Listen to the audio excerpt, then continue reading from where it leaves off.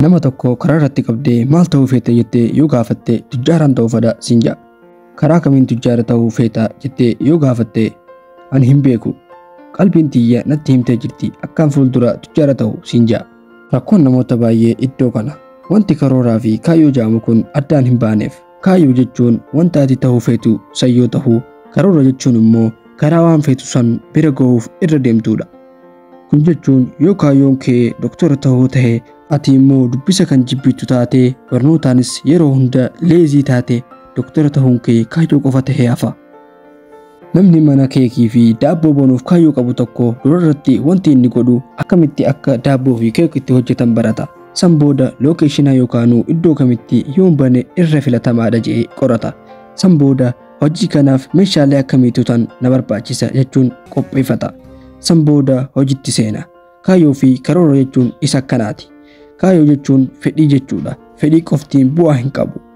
Sababni isaatis namni tujjaara ta'uu hin feene hin jiru waan ta'eef. Irra baay'een namaa fedhii malee kaka'umsa hojii hin qaban. Hojii tokko osoo hin eegalin sodaatanii dhiisu.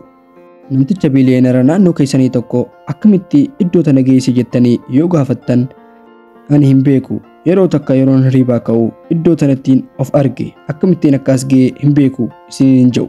Sababni isaatis iddoo san gahuuf jecha karoora adda addaatii fi kaartaalee mirqaanaa meeqa fayyadamee gaddaa fi gufuulee adda addaa obsaan bira darbeeti. Addunyaa tana irratti wanti laaftutti ta'uu hin jiru.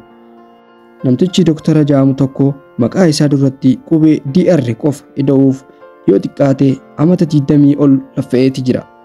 Namoonni irra baay'een isaanii arra yaalee boru ganama itti gad bahuu barbaada. Kun gonkumaa hin danda'amu. Osoo danda'amee arra facaafannee boru muranna ture. Nama boodii buuldara beekamaa tokkoon akkamitti akka itti boodii buuldara taate jettanii yoo gaafattan an guyyaa tokko iddoo kanarratti of arge akkamittiin as ga'e hin beeku isiniin hin jedhu. Sababni isaatis iddoo san gahuuf hirriba meeqa dhabee ganama ka'ee hojjechuun nyaata hojii isaa saniin wal simu fayyadamuun shurkaa meeqa waan fideef jecha. Isinis iddoo boru gahuu barbaaddaniif arra socho'uu qabdan. Iddoo gahuuf karoorfattanitti cahuu qabdan. Cahuu yoo dadhabdan suksukaan itti deemuu qabdan. Kun ta'uu baannaan idduma jirtanitti sosocho'uu qabdan. Gonkumaa abdii murattanii taa'uu hin qabdan.